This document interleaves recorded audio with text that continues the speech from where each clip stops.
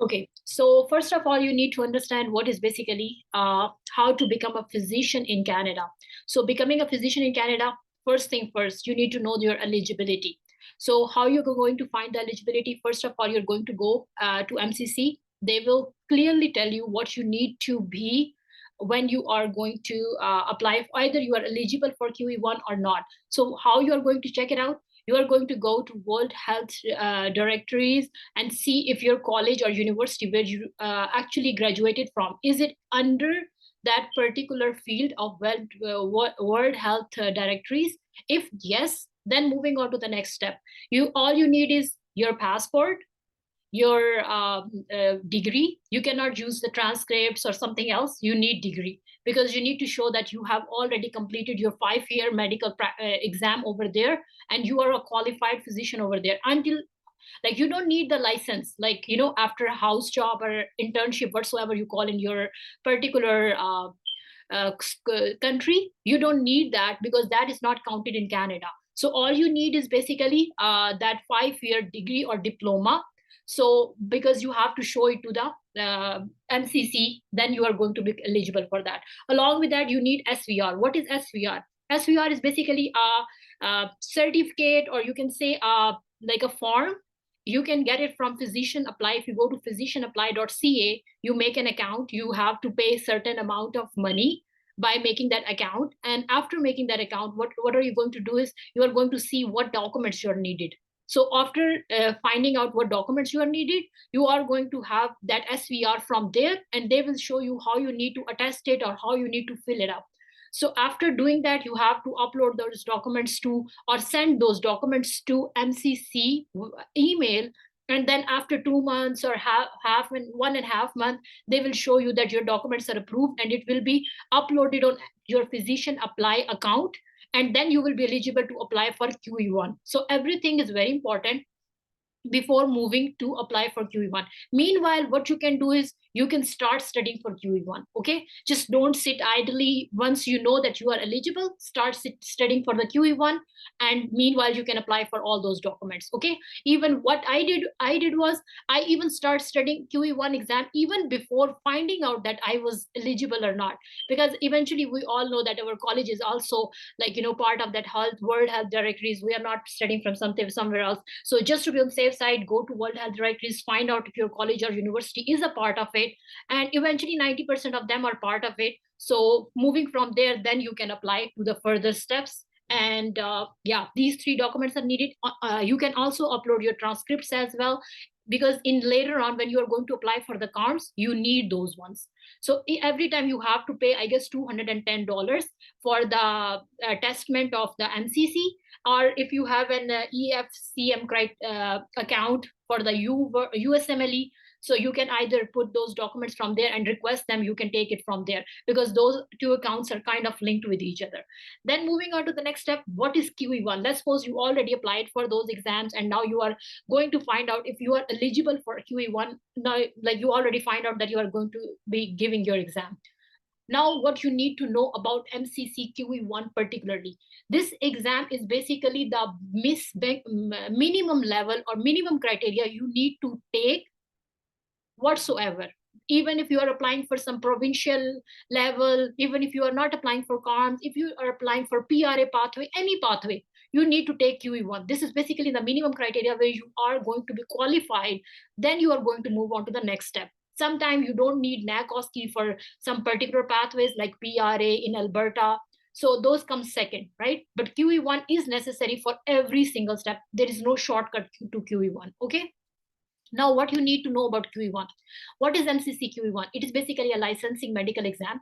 After giving MCCQE1, you can also apply for LMCC, License of Medical Council. So you can apply at that and also get that along with it. Now, what is MCCQE1? It consists of 2 parts, which is basically MCQs and CDNs. Now, how many MCQs and CDNs are there? MCQs are like 210. MCQs is just standing for all those multiple choice questions. Then comes the CDM. CDM means clinical decision making questions. CDM. Then they are basically 38. It doesn't mean that every question is going to be counted. There is particular amount of questions that is going to be red flag, like, or flag questions, which is not going to be counted. So at this particular level, you don't need to go to that much, like, in detail. Just try to remember the basic things, like how many questions is going to be there, 210. It doesn't mean that you don't have to solve those 210, because you don't know which question is going to be flagged or which is not going to be counted. So your goal is to solve all of those 210 questions. Coming to the CDM, there is going to be 38 CDM, but it doesn't mean that there is only going to be 38 questions. There might be 1, 2, 3 parts of it, and it will eventually become like 65, 70 questions. Okay, so you have to solve all of those 65 questions. Some question might not count it or might not be counted in your score, but still you have to solve all of those 38 questions. Because why I'm not telling you those red flag questions, you will start thinking like, if there is red flag or those flag questions which is not going to be counted, so I shouldn't study for those ones. No, because we don't know which one are flag questions. So our main goal is to solve all of those 210 and all of those CDM 38 questions. We have to eventually solve all of them. Okay, then coming to that next, how many hours you need to study per day. So it depends on your preference. Somebody who's fresh graduate doesn't need a lot of time, but somebody who's old graduate needs a lot of time to build up concepts and moving along with it. So what I preferably say, at least take 3 to 4 hours when you are starting. I have to say, like, it would be approximately 3 to 4 hours in starting, because when you are starting, you have to build your stamina. Even in those 3 to 4 hours, you won't be studying 3 to 4 hours, you might be studying 1 or 2 hours. So it is totally okay, because it's not like these 3 or 4 hours need to be beneficial to you. At least 1 or 2 hours is more than good. That's why I'm saying 3 to 4 hours. And then you can eventually increase the time period, how much you can give your time to your studies, because a lot of people have family, job.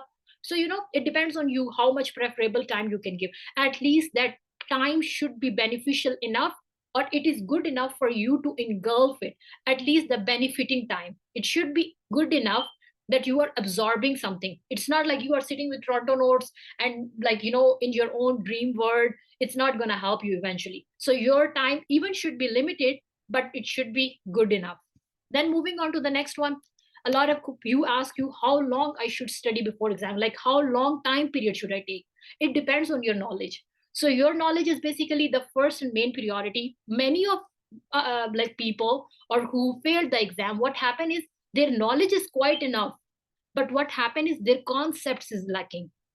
It is one of the very, very important thing that in QE1 exam, many of us, we lack concepts. We don't even know what we need to write down in the question. If anybody who have bought MCC practice test, they will eventually see that many of the questions, they are not asking you what are you going to treat.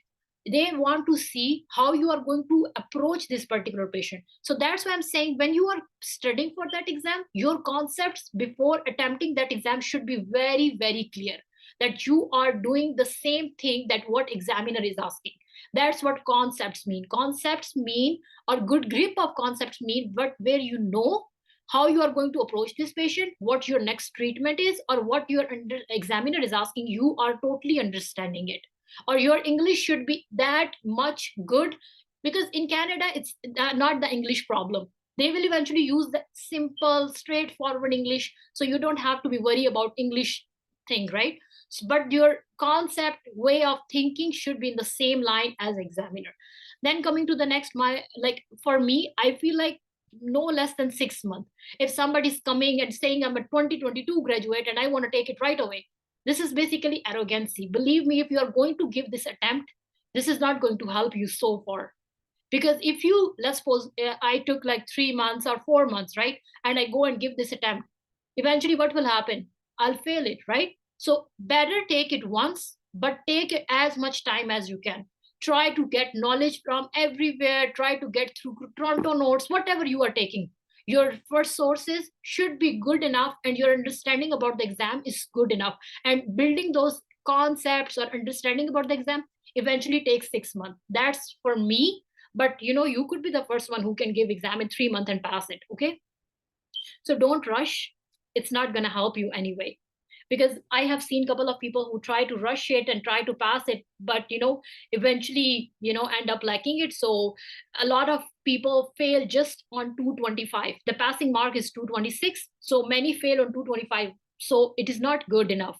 And many people think that getting a high score is important. Eventually it is important, but passing is more important than getting the high scores.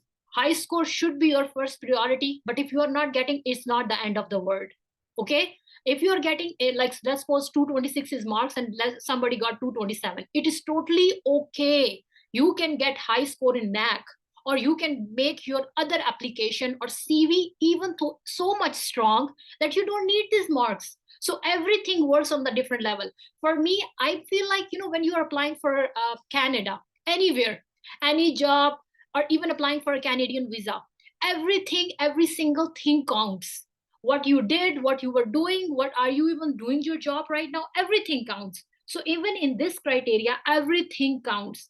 I mean, if you have good marks, it's good enough, right? But if you don't get good marks, it's not like you're end of the world or start losing hope. You can work on the different criteria and make it even more better. Okay, so try to, like, be as good and be positive. All you need to is to be surrounded by good people, positive people who can help you. Try to get good study partners. Try to be like, all those surroundings should be so good enough to you that they give you positive energy. Because if at any point, if you lose that positive energy, you will eventually give up, and that's not what I want. Okay, so get used to the system before attempting the exam. This is basically getting those concepts, what they're asking. Everything works. Okay, your exam scores, even not getting exam score, then you can work hard for NACOSKI, because NACOSKI is like something you can get good marks for sure. Because if I can, why not you? Okay, every single one of us has potential to get the exam pass with even higher scores than anyone can imagine.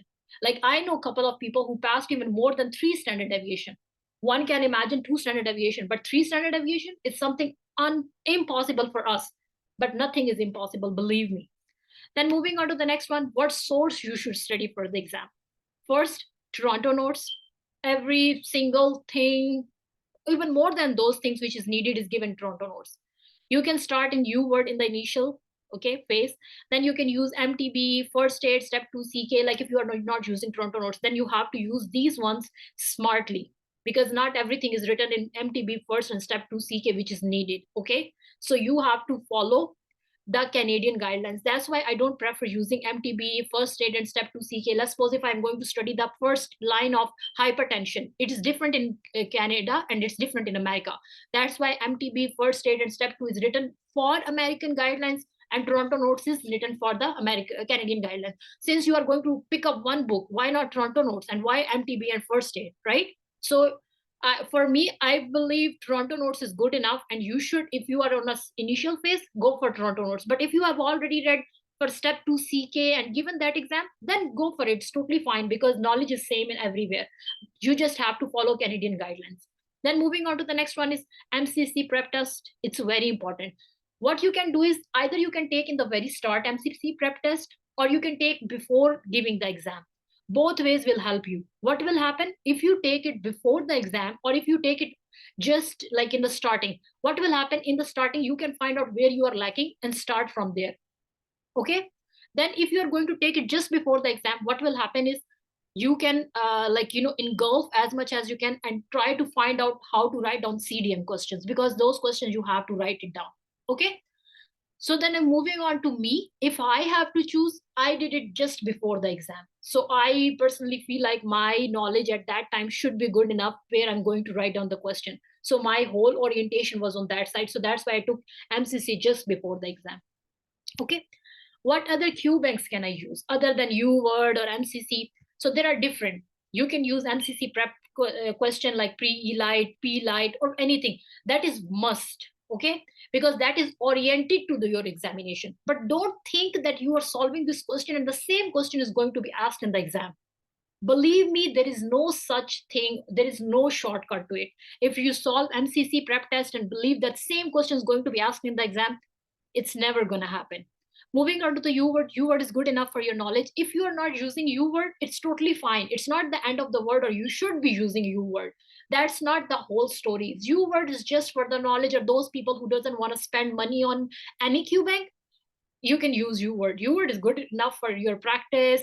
And people who buy online uword is basically want to make up the time, because when you are going to solve 210 question in the particular time limit, which is basically 3.5 hours, so it is a lot. That's why people try to manage the time, and that's why they buy online uword. It's totally okay to use offline uword. There is a Telegram full of those all offline questions. Try to solve as much as you can. I solved thousands of them. Okay. If you're going to ask me particularly, I solved thousands of them just to build up my knowledge. Okay. Moving on to the ASQ Bank. Okay. ASQ Bank is a good enough. It's more like close to MCC exam questions. Like if you are going to look up to the question, which is how it's going to be look like. If I have to grade it after MCC, I would say ASQ Bank and then put the U word. So 1, 2, 3, if I have to rank it, first would be MCC, second would be ASQ Bank, third would be U word. So if somebody can afford, go for ASQ Bank. If somebody cannot, then it's not important or very like going out of the way and buying ASQ Bank. Totally okay if you don't buy it. Okay. Or you two people can buy it together and share it with each other. Three people can buy it together and share with each other. Four people can buy it, share with each other. Why not? Okay. And something like that. Okay, then moving on to the Canada Q Bank. I personally use Canada Q Bank for ethics and public health question. If you are going to use it for that, there is a lot of like offline, banks of Canada Q Bank question. You can find it on Telegram. You can use that one. If somebody wants to buy online, you have money, go for it. Moving on to the Emboss. Emboss is one of my favorite Q Bank. I would say like one of my most favorite. I mean, you can use uword, you can use emboss as well. It's just the same. Okay. It is another Q bank you can find on Telegram. Offline questions are full of there. I recently shared of ethics, which I personally used and I quite like it. So you can use that one. There is another Q bank that's called Daily CDM Bank. I mean, if you are going to practice CDMs and you want some special Q bank for the CDM, this is good enough. There is no offline questions for these one. You have to buy it. If you have money, go for it. If not, then this is not like you have to go out of your way and spend on this one. Okay. Just to be like, I'm telling you, these are the options. All of the options I'm telling you. There are other Q banks like you can use for the step 2 CK. You can use it here just for knowledge, but those are not even close enough. Even UWord is not close enough. If you're going to solve UWord and going to sit in the exam, believe me, you cannot even think that the same type of or same pattern of question came to the exam. Even the pattern is different. It's just for knowledge. Just for knowledge. I keep on mentioning UWord is just for knowledge. Okay, don't think it like the same kind of question is going to be appear in the exam. Even in the ASQ bank, not the same type of question is going to be in the exam. In the it's not going to be happening. MCC, they will give you a little orientation how you should be thinking. Okay, so that's why I said if you are going to think of something close and want to spend, go for MCC. Don't spend here and there. Even people ask about courses. I didn't put one slide for the courses of the MCCQE1. You don't need to. You don't need to take any course for MCCQE1. But believe me, if you think that you are lacking somewhere, then go ahead and take a course. Okay. Otherwise, it's not like you cannot give exam or you cannot attempt the exam before without taking any course. Or if somebody fail just without taking any course, thinks like I didn't take the course, that's why it's happening. No, it's not like that. Okay. So you don't have to take any course specifically. Your knowledge, your orientation, your solving, your time, everything works on you.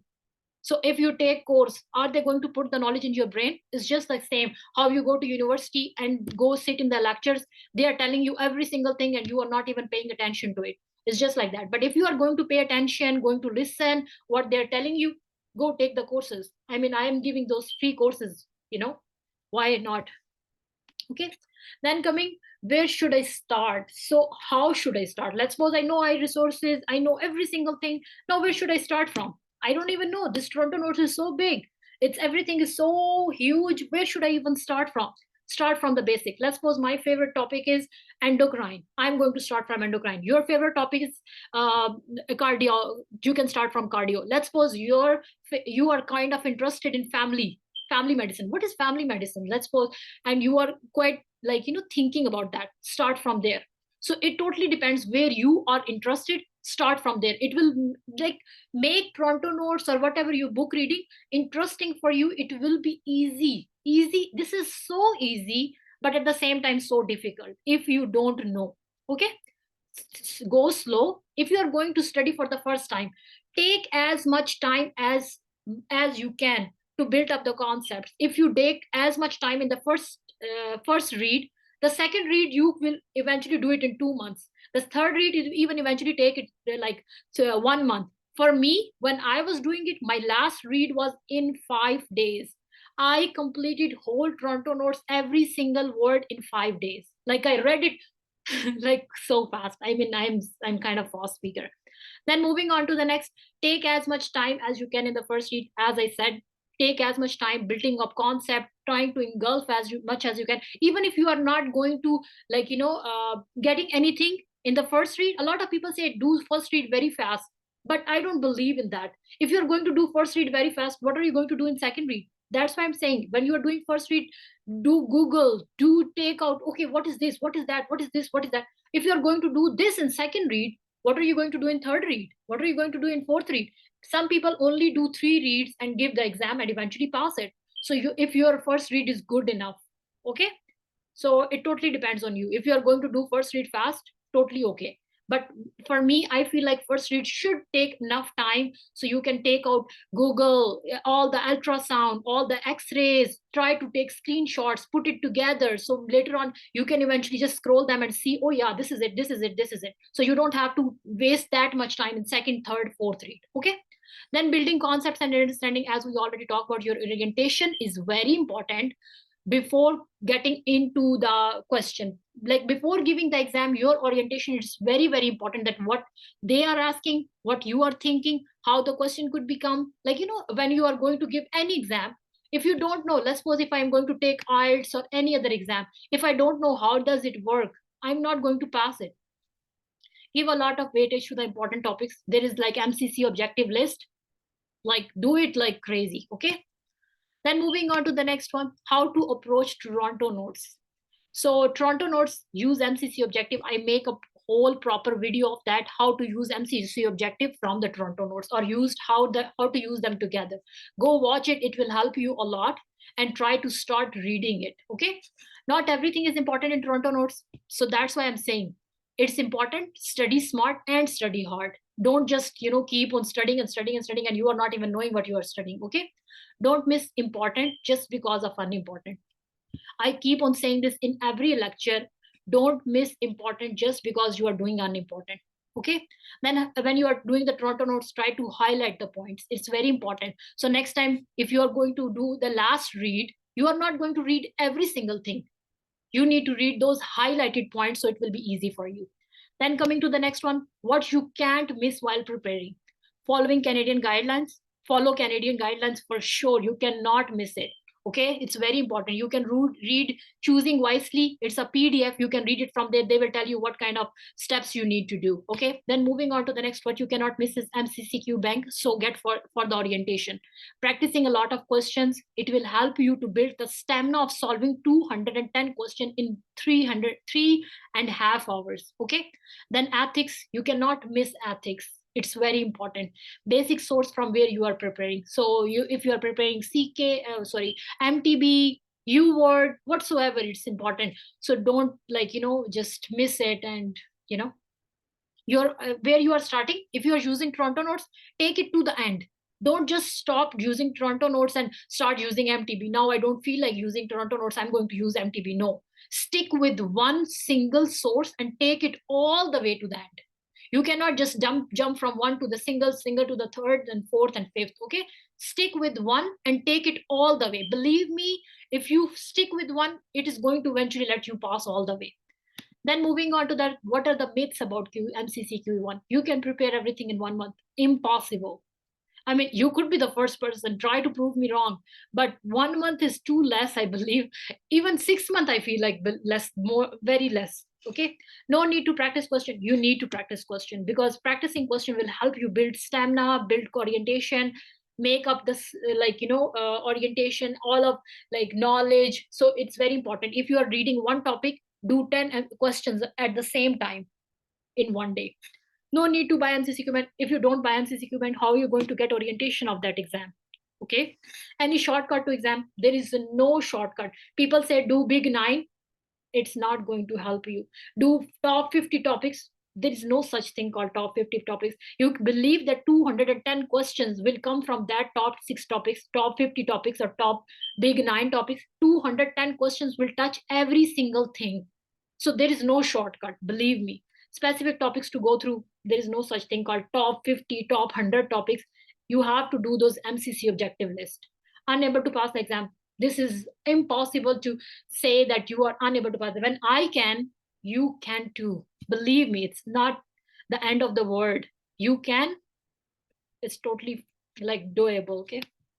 How much you need to score in practice test before exam? People ask like, how much should I got the score before? So if you are taking MCC practice score, you should be at least taking 70%. But if you are taking UWord or ASQ bank or those things, totally 60-50 is totally okay, because those are testing your knowledge more than your ethics. Okay. Now I'm going to address the questions. If 3 or 4 hours, and how many months, Dr. Ganna? So 3 or 4 hours is for the starting, and how many months? At least take 6 months. Believe me, you will get, after 6 months, you feel like, yeah, I know now, and now I'm going to sit in the exam. I'm capable enough. How about gap of 10 years? Or same. I told you why you need to take the first read very enough time, even for the beginners or even for the fresh graduates or the old graduates. It's very important to take the first read, because how we study in our colleges in back-time countries, we don't study like the way they teach here. That's why I'm saying, when you are doing the first read, your way of thinking, because I am a fresh graduate. I just graduated like 1 or 2 years ago. So I'm not, yeah, it's like 2020. I graduated 2020. I took like good 3 or 4 months to give my first read. So I don't believe if anyone who's fresh graduate doesn't give 3 or 4 months for first read, it's totally okay for the people who take 10-month gap, 10-year gap. I have a couple of study partners who had 10-year gap, and I was totally okay to teaching them what I know. Okay. I have about 10-year practice gap. It's totally okay, Dr. Rooj. 10-year gap, believe me, it's total a worth shot. Give it a shot and you will be able to see or show it to other people that you did it. So 10-year practice gap is totally fine. Totally fine. I have seen people with 30-year gap and still giving MCCQE1. Can you believe 30-year gap? You are just talking about 10-year gap. Like I know, because I have been like talking to a lot of people, so I got a lot of these things. Then, hey, Dr. Kanath, why you need keep on focusing reading Toronto Note multiple times? Isn't it a smart way to read Toronto Notes once and then solve a lot of questions? Because why I do that? Toronto Notes giving multiple times, because if you are going to eventually solve a lot of questions, you need some knowledge to solve a lot of the questions. It's totally okay how you do it. What I'm telling is totally how I do it, right? So you can do it one time Toronto Notes and solve a lot of questions. Totally fine. You can do it. If you feel like this is going to help you, totally go for it. Okay. Everyone has a different style of studies. So it's totally okay. If you are finding a different style which is easy for you, you don't have to stick with me. Okay. Find whatever easy for you. I'm just giving my like baseline.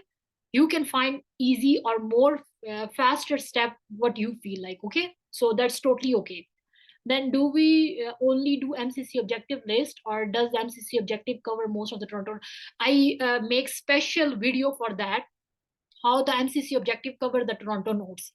So that's why I'm saying, if you go to the MCC objective list and do Toronto notes along with it, it will be very easy. But there is some topics in the Toronto notes which is very unnecessary.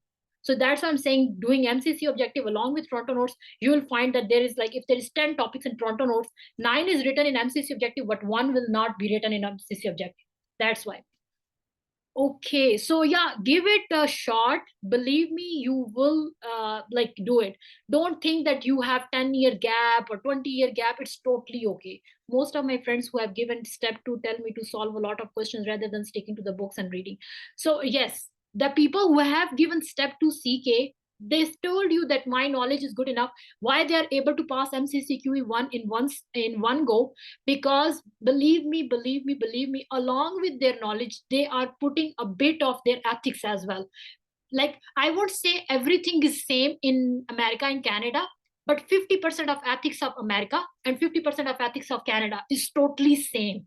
There is some like differences here and there, like having a minor where at which age it's going to start, abortion history. These things are quite different, but eventually like 50% of ethics of America and Canada is same. Okay, that's why we use Q word. Why I'm saying using U word? Why not asking SQ bank or this or that? So you can use SQ bank if people are who have given step 2. It is very easy for them to give this MCCQE1. I know a lot of people who does that. You can do it that too. Read it one time and do a lot of questions, and you will be good to go. Yeah, totally okay. So it's totally fine. Because I believe how your knowledge is going to build, then you are going to solve the question. It will help you. People do one time or two time Toronto notes read and then solve a lot of questions or a lot of U word and then give exam. It's totally how you feel like it is okay for you. You can follow your friends or you can follow me. It's totally up to you, doctor. Any other question anybody has? Yeah, Dr. Kainat, daily CDM, from where I can find it? You can write on the Google. It's called like daily CDM Q bank, so you can do it from there. I will Okay, try thank to you. send the link in the group as well. Okay, so you can do it from there. Yeah, totally okay, guys. I'm telling you my style, how I am going to how I did it. So you can choose your own style, and it's totally okay. Maybe you will the first one to find out a more easy way, right? I might have a different way where I feel like it was easy, so you can even make it more easy. So yes, Dr. J, yes, I will. I have put out on the recording. So stop share. Okay.